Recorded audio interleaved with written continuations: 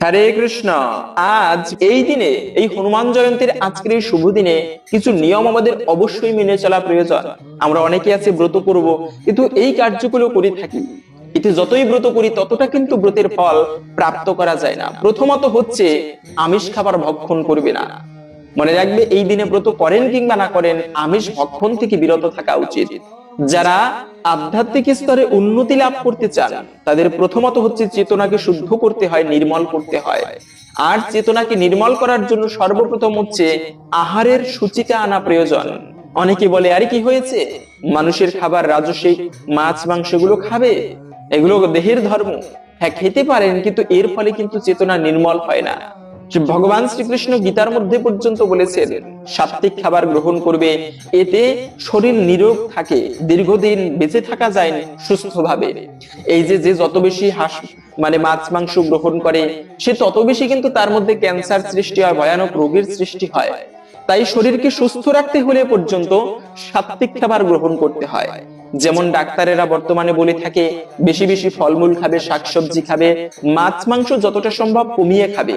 এই যে পত্রিকায় পর্যন্ত বের হয় তেলাপিয়ার মাংসে কত ভয়ানক, তেলাপিয়া মাছে কত ভয়ানক ক্যান্সার, তারপরে হচ্ছে হাঁসের মাংসে কত কোলেস্টেরল, ভয়ানক ক্যান্সারের সৃষ্টি করে। তো এগুলো থেকে বিরত থাকা উচিত অন্তত পক্ষে। এমনিতে আমি বলছি না যারা মাছ মাংস খায় তারা খারাপ, তাদের দ্বারা ঠাকুর পুজো হবে না, এমনটা নয়। তবে অন্তত পক্ষে কিছু শুভ দিন আমাদের অবশ্যই মেনে চলা প্রয়োজন। যেমন হনুমান জয়ন্তীর দিন, এই সমস্ত দিনে আপনি ব্রত না করলেও ভগবানের প্রসাদ রয়েছে। আর এই প্রসাদে সর্বদুঃখানাম হানিরস্য পূজায়তে, প্রসাদের মাধ্যমে সমস্ত দুঃখ দূরীভূত হয়। ভগবানের ভোগ দর্শন করলে দুর্ভাগ্য নাশ হয়। স্বয়ং ভগবান মা পার্বতীকে, এই হনুমানজিকে, হনুমান হচ্ছে কিন্তু স্বয়ং মহাদেবীরই অবতার হনুমানজি, সাধারণ কোনো দেবতা নয়। এই প্রসাদ গ্রহণ করুন আজকের এই শুভ দিনে, রামের প্রসাদ। হনুমানজি কোনো খাবার গ্রহণ করতো না যে খাবার আমার রামের প্রসাদ নয়। ভগবান রামের প্রসাদ ছাড়া হনুমান কোনো কিছু গ্রহণ করতো না। এমনকি হনুমান এত বড় ভক্ত ছিল যে একবার সেই অযোধ্যায় রামচন্দ্র ভগবান ফিরে এসেছে, লঙ্কাকে বিজয় করলো, রাবণ বধ করলো, মা সীতাকে উদ্ধার করলো। তখন মা সীতা অযোধ্যাপুরীতে এসে রামচন্দ্র ভগবান সবাইকে অনেক কিছু দান করছে, ব্রাহ্মণদেরকে ডেকে বাবা দশরথের আত্মার শান্তি কামনায় অনেক কিছু স্বর্ণদানা এগুলো দান করছে।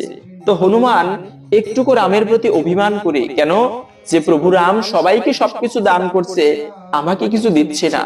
হনুমান একটুকু দূরে গিয়ে অভিমান করে, সন্তান যেরকম বাবার প্রতি রাগ করে, ওই রকম হনুমানজি প্রভু রামের প্রতি রাগ করে একটুকু দূরে বসে আছে।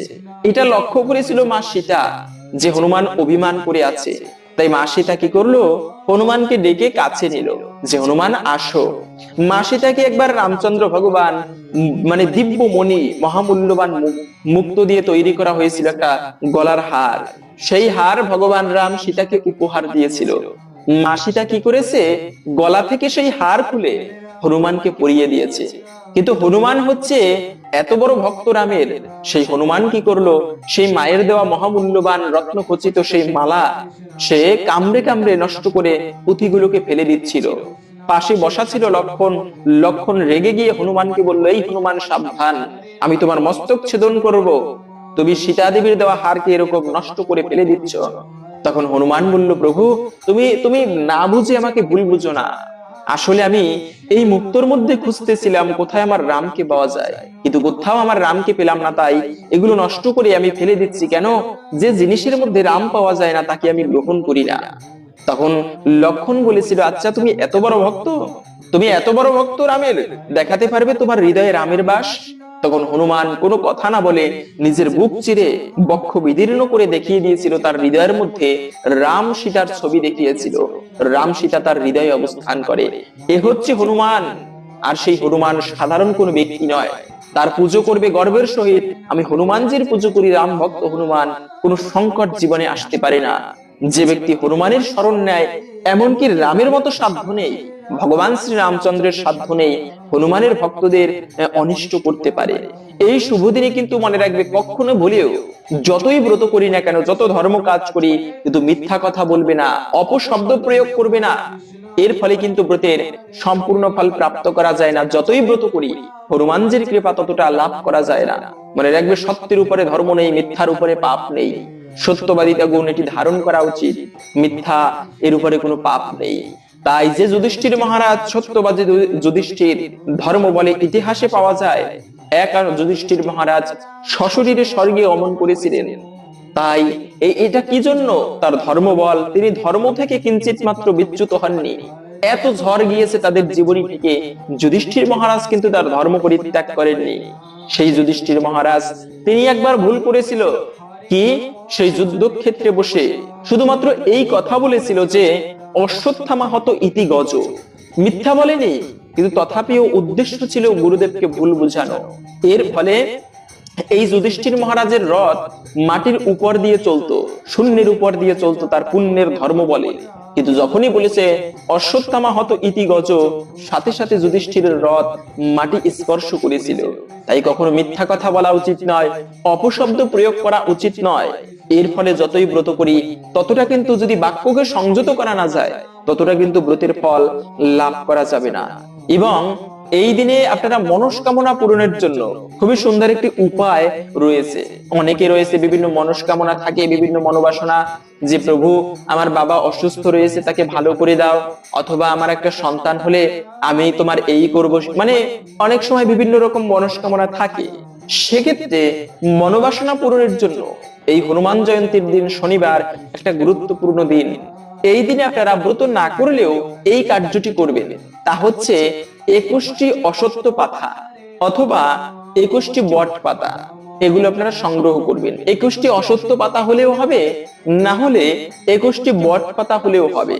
সেক্ষেত্রে 21টি বট পাতা বা অশ্বত্থ পাতা নিয়ে লাল সিঁদুরে আপনারা সেখানে লিখবেন জয় শ্রীরাম। জয় শ্রীরাম ভগবান নাম রামচন্দ্রের নামটি লিখে 21টি পাতায় এপাশ ওপাশ লিখে তারপরে সেই পাতা দিয়ে সুন্দর একটা মালা গাঁথবেন। মালা গেঁথে 21টির বেশি হলে আরো ভালো, কমপক্ষে 21টি দিবেন। তারপরে সেই মালা আপনি হনুমানজির গলায় অর্পণ করবেন। হনুমানজির গলায় নিবেদন করে এরপরে যদি আপনার কোনো মনস্কামনা থাকে সেই মনোবাসনার কথা হনুমানজিকে জানাবেন। এতে একটুকু হলেও প্রভু হনুমানের কৃপায় আপনার সেই মনস্কামনা সিদ্ধ হয়ে থাকে বা পূরণ হয়ে থাকে। এটি অনেক ভক্তরাই হনুমানজির এই জন্ম জয়ন্তীর দিনে এই কার্যটি করে থাকে। তো এতে অনেকাংশেই হনুমানজির কৃপায় জীবনের মনস্কামনা পূর্ণ হয়ে থাকে। এবং হনুমানজি কিন্তু এই চৈত্র মাসের পূর্ণিমা তিথিতে আবির্ভূত হয়েছিল। সেজন্য আমরা এখন জেনে নিচ্ছি এই পূর্ণিমা তিথি কতক্ষণ থেকে কতক্ষণ থাকবে।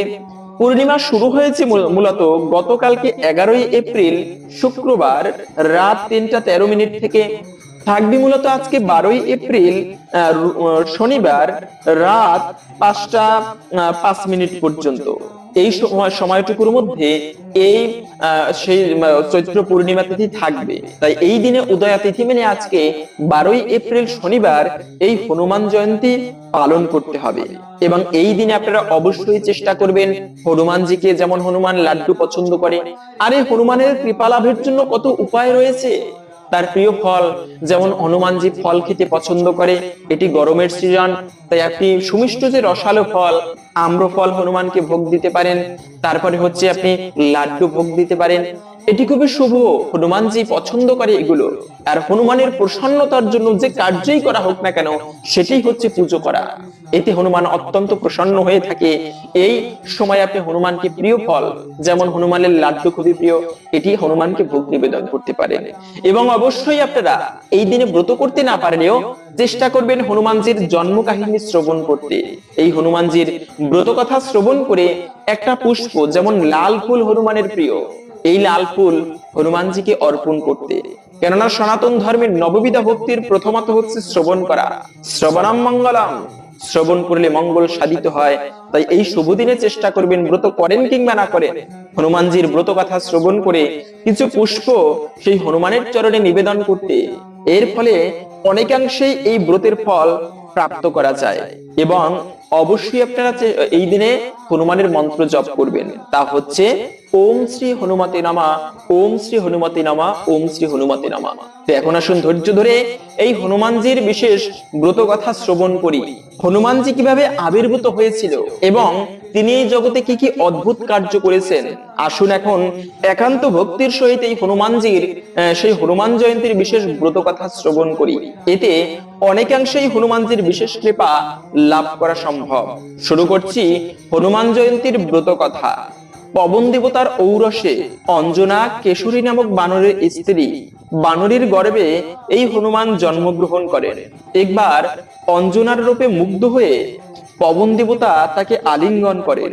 এতে অঞ্জনা ক্ষুব্ধ হয়ে পবন দেবতাকে তিরস্কার করলে পবন দেবতা তাকে জানান যে তিনি অঞ্জনার সাথে মনে মনে মিলিত হয়েছেন, তারপরেও এই মিলন থেকে এক পরাক্রান্ত পুত্রের জন্ম হবে। একটা গুহার মধ্যে হনুমানকে প্রসব করেন। এই হনুমান জয়ন্তী উপলক্ষে কাশীধামে প্রতি বছর এই তিথিতে মেলার অনুষ্ঠিত হয়ে থাকে। প্রসবের পর অঞ্জনা ক্ষুধার্ত হয়ে বনে ফল আনতে গেলে হনুমান ভোরের সূর্যকে ফল মনে করে খাবারের জন্য লাফ দিয়ে বহু শত যোজন অতিক্রম করেন। এই সময়ে পবন দেবতা বাতাসকে শীতল করে দেন। শিশু বিবেচনায় সূর্য তাকে দগ্ধ করা থেকে বিরত থাকেন। সেই দিনই রাহু সূর্যকে গ্রাস করার জন্য অগ্রসর হলে হনুমান সূর্যকে ত্যাগ করে রাহুকে গ্রাস করতে উদ্যত হন। রাহু ভয় পেয়ে ইন্দ্রের শরণাপন্ন হন। এরপর ইন্দ্র রাহুকে সাথে করে ঐরাবতে চড়ে সূর্যের কাছে উপস্থিত হন। এবার হনুমান ঐরাবতকে গ্রাস করতে উদ্যত হলে ইন্দ্র বজ্র দ্বারা হনুমানকে আঘাত করেন।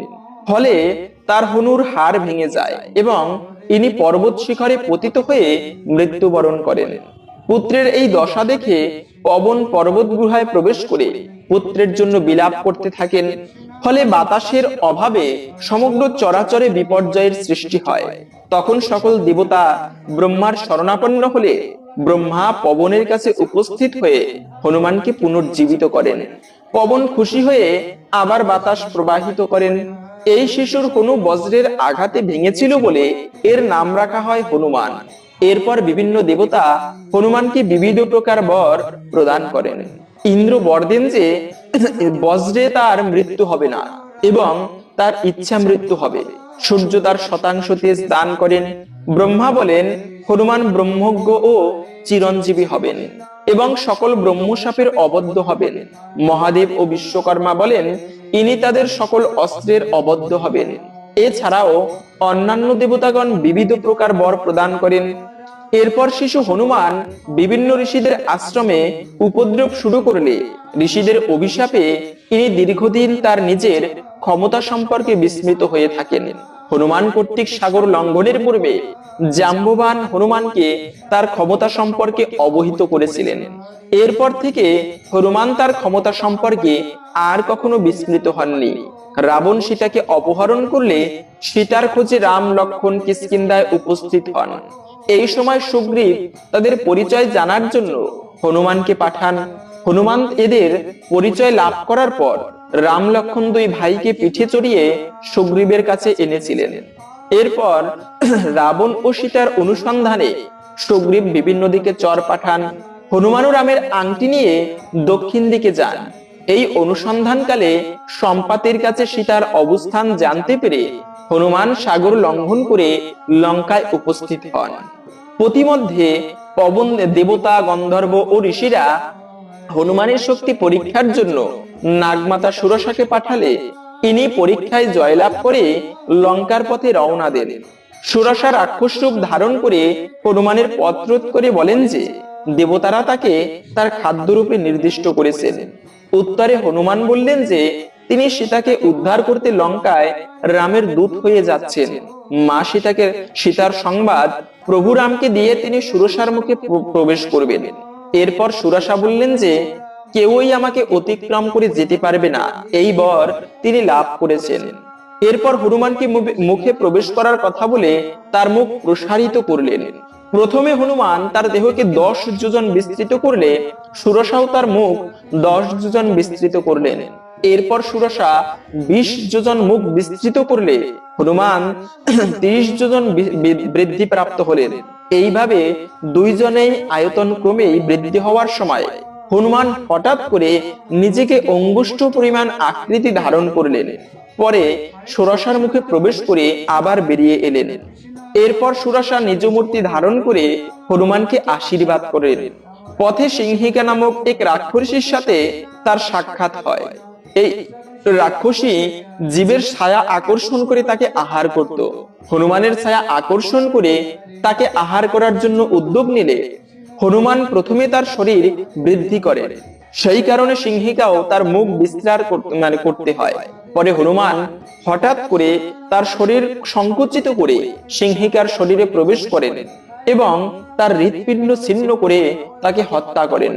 লঙ্কায় প্রবেশ করে হনুমান তার দেহ বিড়ালের মতো ছোট করে মা সীতাকে খুঁজতে থাকেন এবং শেষ পর্যন্ত অশোক বনে মা সীতার সন্ধান পান। এরপর হনুমান সীতাকে রামের আংটি দেখিয়ে আশ্বস্ত করেন। এর প্রতিদানে সীতা তাকে চূড়ামণি প্রদান করেন এবং রামের বিশ্বাস উৎপাদনের জন্য সীতা তাকে তার মাথার মণি প্রদান করেন। ফেরার সময়ে ইনি অশোক বন ধ্বংস করেন। তাকে ধরার জন্য রাবণ 5 সেনাপতি ও পুত্র অক্ষয় কুমারের অধীনে এক বিশাল সেনাবাহিনী প্রেরণ করেন। এই যুদ্ধে হনুমান অক্ষয় কুমার সহ সকলকেই হত্যা করেন। এই সময় রাবণের নাতি জাম্বুবালিও নিহত হয়। এরপর রাবণ তার শ্রেষ্ঠ পুত্র ইন্দ্রজিৎকে প্রেরণ করেন। ইন্দ্রজিৎ হনুমানের উদ্দেশ্যে ব্রহ্মাস্ত্র প্রয়োগ করলে ব্রহ্মার সম্মানার্থে ও রাবণের সাক্ষাৎ লাভের আশায় ব্রহ্মাস্ত্রের বন্ধন স্বীকার করেন। বন্দী অবস্থায় রাবণের সামনে তাকে উপস্থিত করা হলে হনুমান সীতাকে অপহরণের জন্য রাবণকে তিরস্কার করেন। ক্ষিপ্ত রাবণ তাকে হত্যা করতে উদ্যত হলে বিভীষণের অনুরোধে এই হত্যাকাণ্ড থেকে রাবণ নিজেকে বিরত রাখেন। কিন্তু এর পরিবর্তে রাবণ হনুমানের লেজে আগুন লাগানোর আদেশ দেন। রাক্ষসীরা এই আদেশ অনুসারে হনুমানের লেজে আগুন লাগিয়ে ছেড়ে দিলে হনুমান লাফিয়ে লাফিয়ে লেজের আগুন দ্বারা সমস্ত লঙ্কা নগরীতে আগুন ধরিয়ে দেন। এই সময় সীতার প্রার্থনায় হনুমান লেজের আগুন থেকে রক্ষা পান। লঙ্কায় অগ্নিকাণ্ড ঘটানোর পর হনুমান সমুদ্রে লেজের আগুন নিভিয়ে পুনরায় সাগর লঙ্ঘন করে ফিরে আসেন এবং প্রভু রামকে সকল বিষয় জানান। লঙ্কা যুদ্ধের সময় ইনি এককভাবে অসীম বীরত্ব প্রদর্শন করেন। তার হাতে ধূম্রাক্ষ, অকল্পন, দেবান্তক, ত্রিশিরা, নিকুম্ভ নামক রাক্ষস সেনাপতি নিহত হয়। ইন্দ্রজিৎ বধের সময়ে হনুমান লক্ষণের বাহন হয়েছিলেন। রাবণের নিক্ষিপ্ত শক্তিশালের আঘাতে লক্ষণ মৃতপ্রায় হলে সুসেনের পরামর্শে বিশল্য করালি নামক ঔষধি আনার জন্য গন্ধমাদন পর্বতে যান। বিবিধ গাছপালার মধ্যে ইনি এই গাছটি খুঁজে না পেয়ে পুরো পর্বত তুলে আনেন। পরে এখান থেকে সঠিক গাছটি নিয়ে লক্ষণকে জীবিত করা হয়। যুদ্ধ শেষে হনুমান সীতার কাছে রাবণের সংবাদ দেন এবং মা সীতাকে প্রভু রামের কাছে পৌঁছে দেন। অযোধ্যায় রাম, লক্ষণ ও সীতা ফিরে আসার সময় রাম হনুমানকে নন্দীগ্রামে ভরতের মনোভাব জানার জন্য পাঠিয়েছিলেন। অযোধ্যা থেকে ফেরার সময় রাম তার শরীরের সমস্ত অলংকার হনুমানকে প্রদান করেন। সেই সাথে রাম হনুমানকে বর দেন যে যতদিন পৃথিবী থাকবে ততদিন হনুমানও জীবিত থাকবেন। দাপর যুগে ভীম যখন দ্রৌপদীর অনুরোধে পদ্ম সংগ্রহের জন্য ভুল করে মানুষের অগম্য স্বর্গপথে রওনা দেন, তখন হনুমান তার পথ রোধ করে বসেছিলেন। উল্লেখ্য, ভীমও ছিলেন কিন্তু পবন দেবতার পুত্র। সে কারণে হনুমান ছিলেন ভীমের বড় ভাই। ভীম হনুমানকে পথ ছেড়ে দিতে বললে হনুমান তাতে রাজি হলেন না। ভীম তার অগ্রজকে চিনতে না পেরে আপসালন করতে থাকলে হনুমান তার লেজ বিছিয়ে দিয়ে বললেন, তুমি এই লেজ সরিয়ে তোমার গন্তব্যে যাও। এরপর ভীম বহু চেষ্টা করেও উক্ত লেজ সরাতে অক্ষম হলে হনুমান তার পরিচয় দেন। এরপর ভীম তার অগ্রজের কাছে ক্ষমা প্রার্থনা করে কুরুক্ষেত্রের যুদ্ধে এই হনুমান আড়ালে থেকে ভীমকে সাহায্য করেছিলেন। এই ছিল মূলত বীরত্ব হনুমানের জীবন কাহিনী। আশা করি বুঝতে পেরেছেন হনুমানজি কতটা বীরত্ব প্রদর্শন করেছিলেন তার জীবনীতে এবং কতটা তিনি রাম ভক্ত। তাই যদি আজকের এই তথ্যগুলো জেনে আপনি সমৃদ্ধ হয়ে থাকেন বা ভালো লেগে থাকে, অবশ্যই একটা লাইক করে কমেন্টে জয় শ্রী রাম ভক্ত হনুমানের জয় একবার হলেও লিখে যাবার অনুরোধ জানাচ্ছি। সংকট নাশন হনুমানের কৃপায় সকলের জীবনের অমঙ্গল দূরীভূত হোক এই কামনা করে আজকের ভিডিওটি এখানে সমাপ্ত করছি। হরে কৃষ্ণ।